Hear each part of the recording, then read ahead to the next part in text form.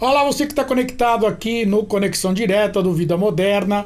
Eu vou bater um papo agora sobre tecnologia automotiva com o Flávio Xandó. Tudo bem, Flávio? Bom dia, Guido. E boa tarde, boa noite ou boa madrugada para os amigos que estão vendo offline, né? Exatamente. Bom qualquer coisa aí. Vocês estão sentados agora em frente ao computador aí assistindo a gente. Ou É isso então aí. pode sentar até em frente a uma Smart TV de 84 polegadas que dá no mesmo. Ou É isso então aí. no celular que dá no mesmo também, né? É isso aí. Bom, nós vamos bater um papo aqui hoje sobre carros híbridos, né? Ou seja, os carros que, além de rodarem a combustível, também rodam com eletricidade. Também são carros elétricos, né? E isso é um mundo que está começando a se abrir agora para o setor automotivo. Ô Flávio, o que a gente tem de realidade hoje em carro moderno? Opa, em carro elétrico.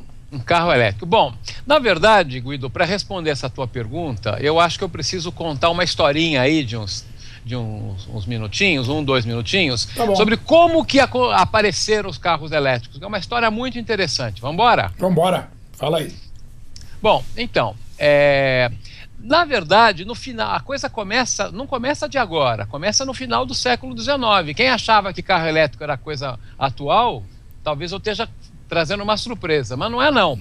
Porque no final do século XIX, tinha dois gênios da ciência que travaram uma batalha na época que ficou conhecida como a Batalha das Correntes. Eu estou falando do Thomas Edison, o multi-inventor. Lembra do Thomas Edison? Claro, um dos homens mais ricos do mundo para sua época. Pois é. E o Nikola Tesla, que é um cara que não é tão conhecido, mas ele era genial, elevado à última potência. Sim. E ele foi o cara que inventou o motor elétrico. As pessoas não sabem isso. Ele inventou o motor elétrico e o seu inverso, que é o gerador.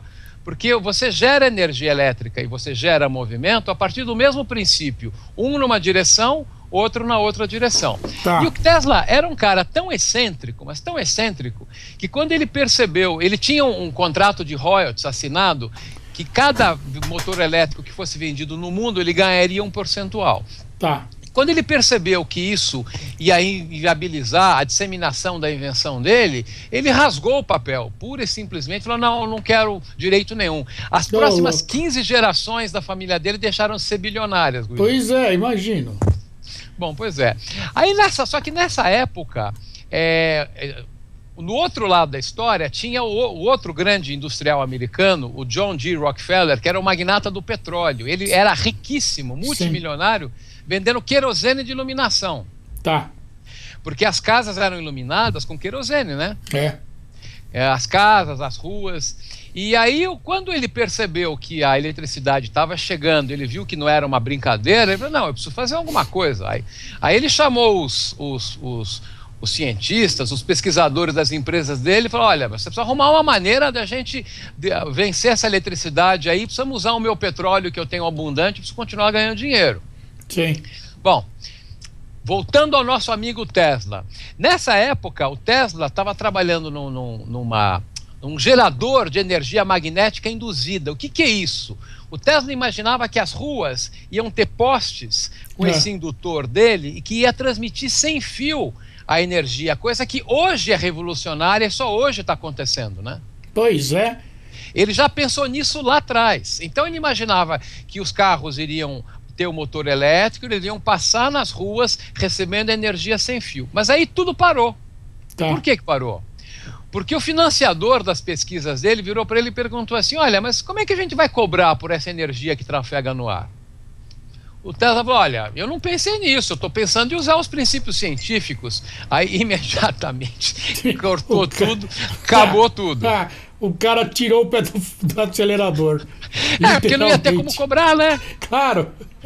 Então, o que é curioso é que ainda hoje você pode visitar o que sobrou dessa usina de indução eletromagnética do Tesla, que fica em Long Island, cerca de 100 quilômetros de Manhattan. Tá. E tem lá uma torre imensa com o difusor lá de energia. Bom, enfim, é uma coisa muito curiosa, vale a pena, né? Sei.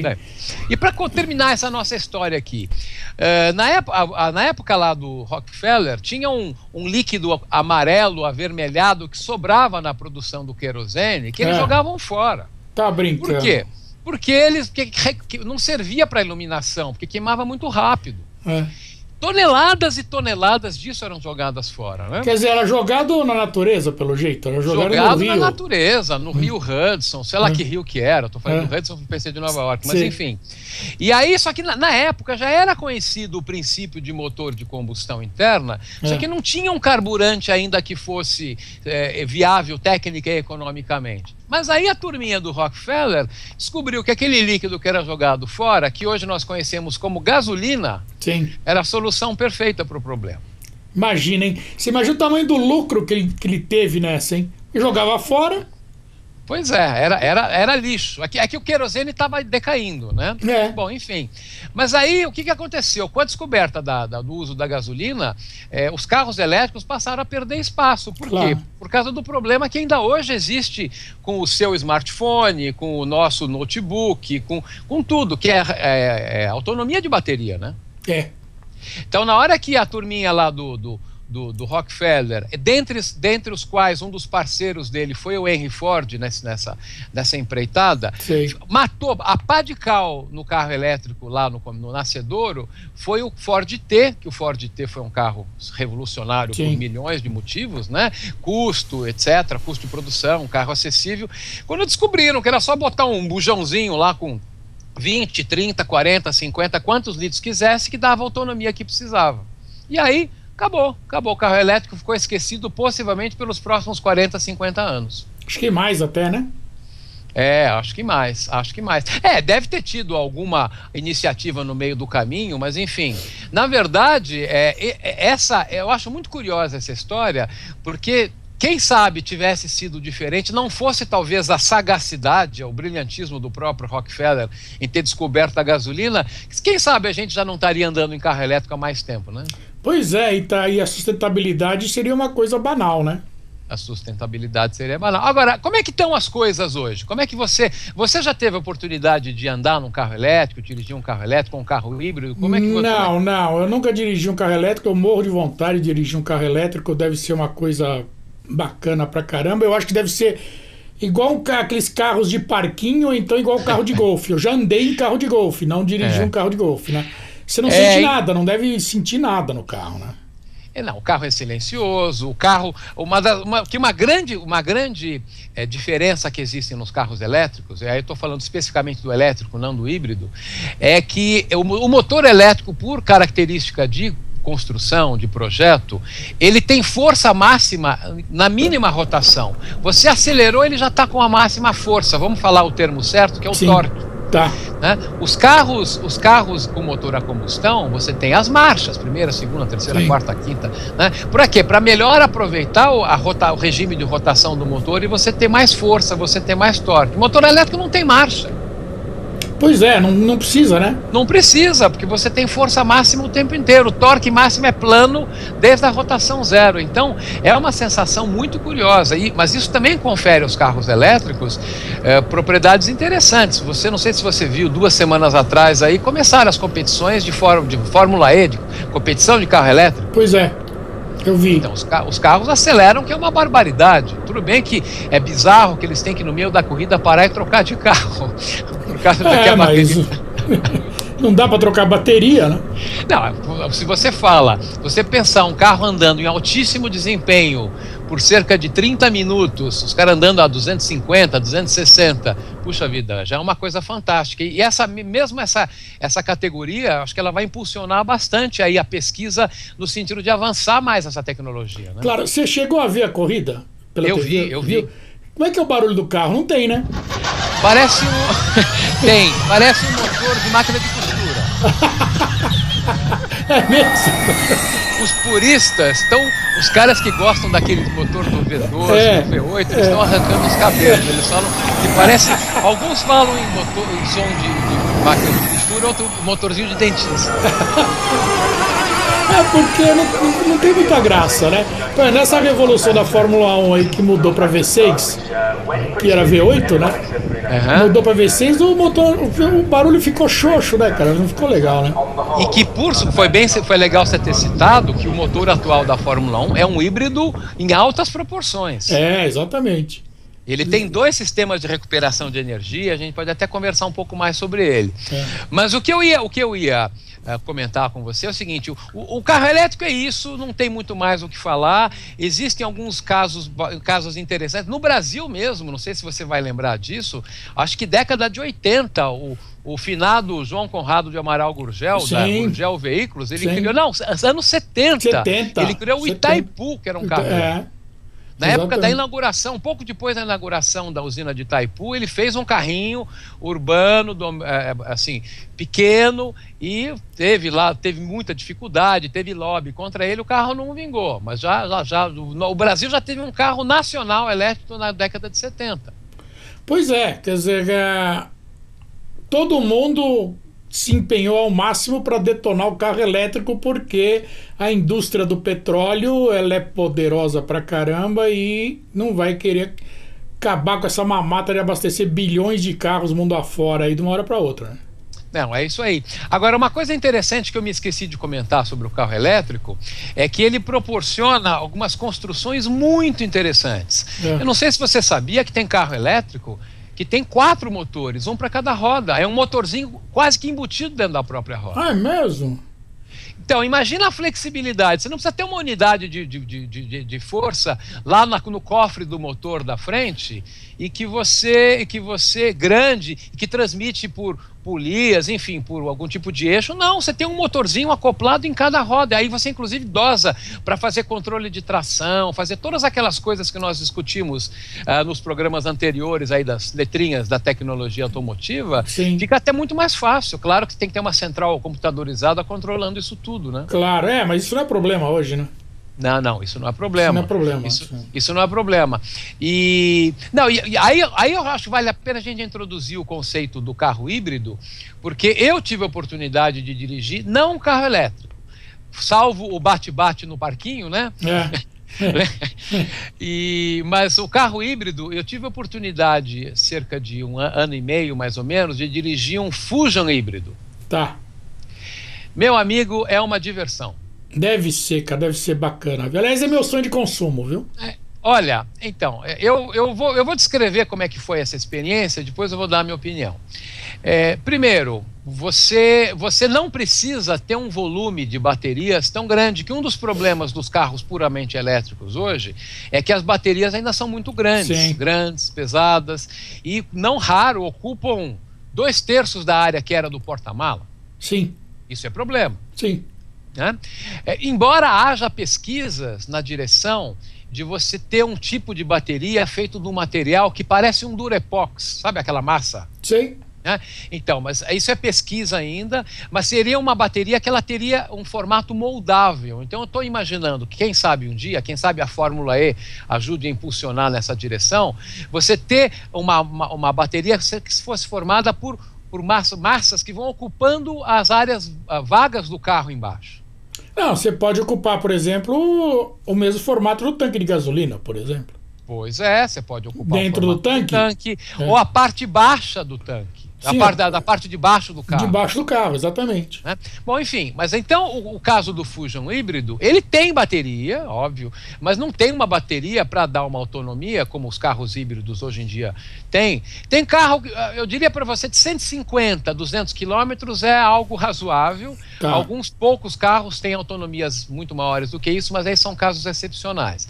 Agora, o caso do Fusion, se eu não me engano, a bateria dele dá 30, 40 quilômetros de autonomia. Mas, como é que a coisa funciona? Você entra no carro, o Fusion, você aperta o botão. Você aperta o botão, não ouve nada, pensa, o carro não ligou. Tá. Aí você pisa no acelerador, ele sai de maneira absolutamente silenciosa. Tá. Porque ele sai na eletricidade. Sim. Entendeu?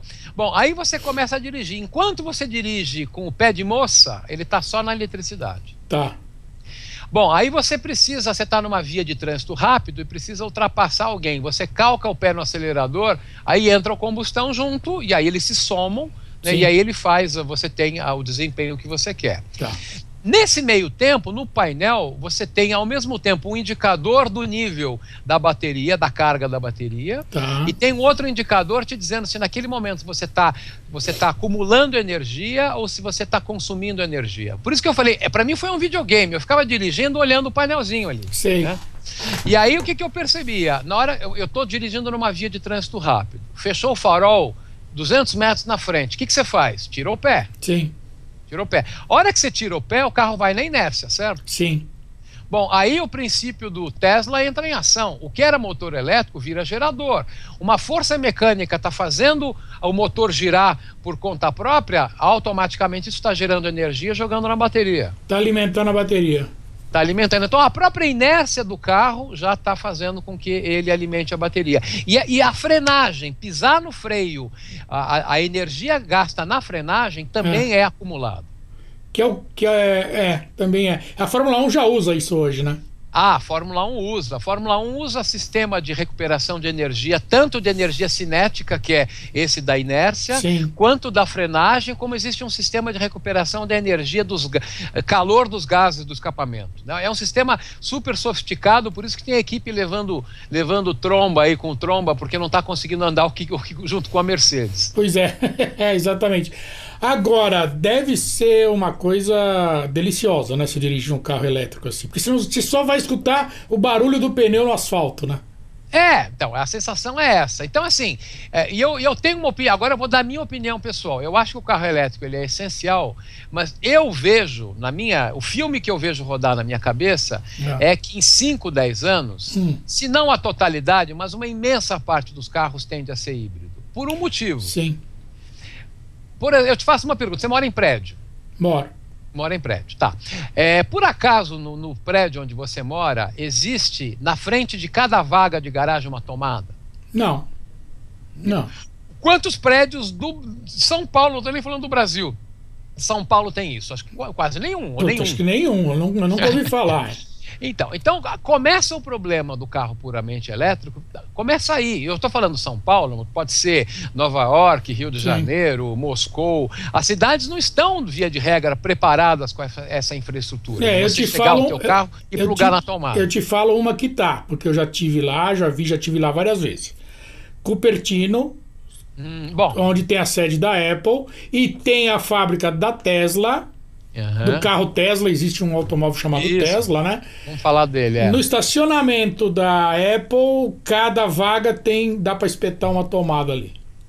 Não, pois é, mas você está falando de Cupertino, Califórnia. Califórnia é um país dentro do país, né? Exatamente. É um outro país dentro dos Estados Unidos. Exatamente.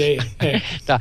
Então, aí, por que eu acho que... Então, qual é a minha opinião? Na medida... Um dia, talvez, o governo falou, pessoal, assim como eu fiz com um medidor de eletricidade e gás, que cada apartamento tem que ser o seu, porque hoje em dia, prédio construído em São Paulo, o medidor de gás tem que ser individual, não é mais coletivo, né? É individual.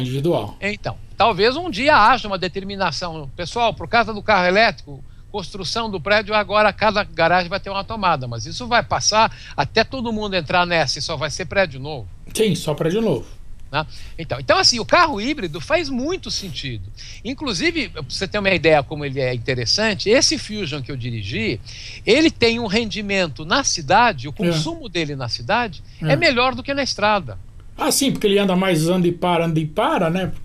Se não me falha a memória, ele tem um índice de consumo de cerca de 15 km por litro na estrada e 19, 20 na cidade.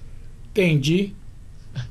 Porque exatamente por isso que você está toda hora reaproveitando energia, então ele tem um rendimento muito interessante. Agora, um carro com esse sistema do Ford Fusion não precisa de uma tomada na garagem, por exemplo. Não, então.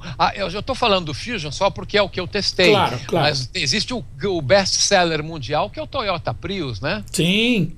Aqui em São Paulo, inclusive, tem uma série de táxis elétricos Toyota Prius, né? Isso, exatamente. É o mesmo sistema do Ford. É o mesmíssimo, é o mesmo conceito, reaproveita energia, carrega a bateria, frenagem, inércia, é a mesma coisa. Tá, entendi. Então... Desculpa, mas você citou há pouco o carro esportivo Tesla, né? Isso. Tem uma coisa interessante, não por acaso a empresa tem esse nome, porque afinal é Claro. o nome que homenageia o criador do conceito. Mas esse carro da Tesla, ele é um carro conceito, é um carro esportivo. E ele tem duas coisas muito interessantes. Primeiro, que ele acelera que nem uma Ferrari, ele vai de 0 a 100 em 5 segundos. Carro muito forte.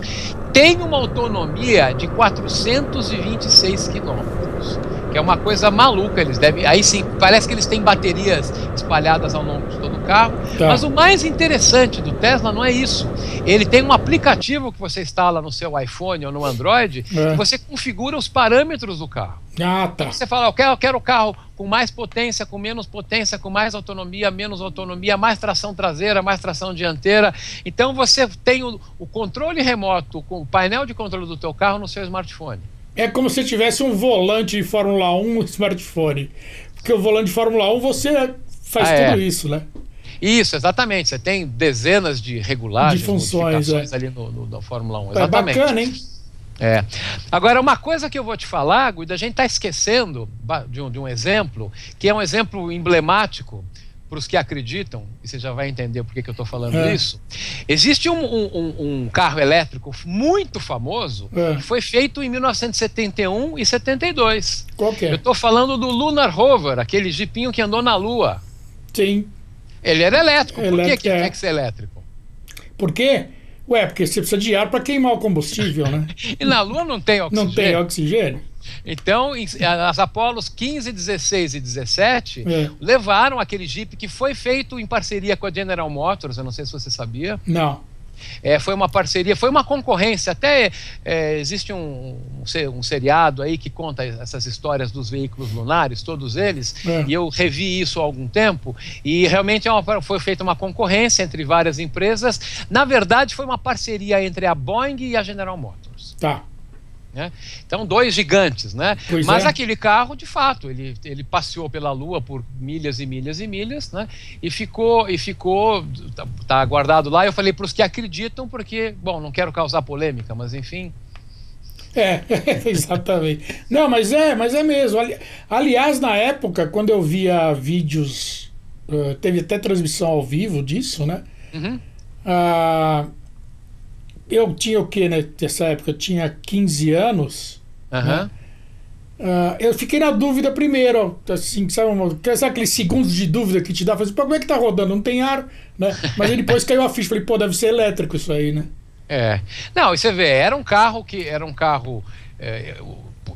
assim, pequeno, leve, e teve uma bateria. A Apollo 17 ficou 3 dias andando na Lua. Tudo bem que eles não ficaram 3 dias dirigindo. Claro. Mas, enfim, eles conseguiram fazer um compromisso de tamanho, peso, desempenho, né? As pessoas criticam, né, que foi gasto muito dinheiro naquela ocasião, mas realmente houve impulsos tecnológicos muito interessantes. Claro, imagina. Claro que hoje em dia a gente tem outras maneiras. A própria Fórmula E, a própria Fórmula 1, é chavão dizer, mas o freio a disco nasceu na Fórmula 1. Menos direção hidráulica que não nasceu na Fórmula 1. Uma série de coisas, mas acredito que essas iniciativas de competição com carro elétrico, apesar de fazer barulho de motor de dentista, como a gente falou, né, vai ser um impulso. Agora, hoje em dia já existem muitos carros que têm essa tecnologia híbrida ou elétrica. Assim, só para citar alguns, assim, só para vocês terem uma ideia, quem está nos assistindo, a própria Toyota tem o próprio híbrido, tem o Prius, tem o Camry, a Mercedes tem o modelo S400, a Ford tem o Escape, a BMW tem o Active Hybrid 6 e 7, tem o Chevrolet Volt. O Volt, exatamente. Tem o Honda Accord e o Honda Civic Hybrid, tem o CR-Z, tem Audi híbrido. Tem Lexus, Hyundai Sonata, Elantra, Nissan Altima, Kia Optima, enfim, existe uma quantidade já muito grande e eu estou percebendo que isso está aumentando. Por isso que eu disse que na minha cabeça o filme que passa é que em 5, 10 anos faria muito sentido do ponto de vista de sustentabilidade e até você ter um carro mais versátil, você ter uns carros com a tecnologia híbrida. Sim, e todos esses que você citou aí, eles são todos do mesmo sistema do Fusion? Então, esses que eu citei, tirando o Volt é exclusivamente elétrico, tá? Existem alguns desses que eu falei que são exclusivamente elétricos, mas o que eu tenho percebido, tem havido mais lançamentos de carros híbridos do que exclusivamente elétricos. Tem sido lançados carros elétricos. A própria Peugeot, se não estou enganado, lançou um exclusivamente elétrico há pouco tempo. Essa indústria, esse assunto a roda está em movimento. Exatamente. Isso está acontecendo. Isso aí vai mesmo tomar um impulso muito grande, ainda mais com essa onda toda, essa pressão de sustentabilidade em cima da indústria, né? É uma coisa absurda. E só para a gente encerrar agora, a gente está no finalzinho. Carro com energia solar, captação solar, não vai vingar, né? Então, existem pesquisas nessa direção, que na verdade o carro solar, ele é um carro elétrico, só que ao invés de ter bateria, ele capta a energia on demand. Pois é. Né? Então, assim, os painéis fotovoltaicos, que é o nome que se dá àquele superfície de captação, né? Eles têm um rendimento até bastante interessante, mas eles hoje são melhor aproveitados, melhor dizendo, para você fazer aquecimento de água. Você não tem um rendimento suficientemente alto. Por exemplo, hoje o dia está nublado. O painel capta energia em dia nublado, mas não na quantidade necessária para mover o teu carro. Pois é. Porque eu já vi corridas, né, de distância, né, e de durabilidade mesmo, que eram os painéis solares em cima de roda, né? Pois é, não, tem isso. Eu acho que isso é fantástico. Existem órgãos que criam competições, né?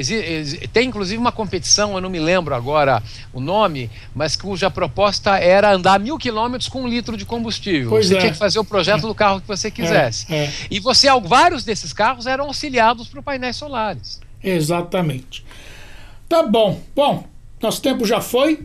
Temos que encerrar, não tem jeito. O relógio é implacável. Pois é, passa muito rápido, Guido.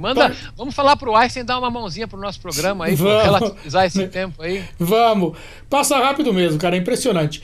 E semana que vem a gente volta com outro assunto aí, tá? Temos voltar... um tema surpresa, vamos buscar um tema interessante para quem nos ouve, para nós discutirmos na semana que vem. Exatamente, e a gente volta com esse assunto de carro híbrido, elétrico, enfim, numa outra oportunidade mais para frente aí, tá bom? Na medida que haja acontecimentos que seja interessante nós trazermos para a discussão, nós voltamos a falar sim, com certeza. Exatamente. Bom, obrigado por hoje, obrigado por seu tempo, Xandó aí, semana que vem a gente tá de volta.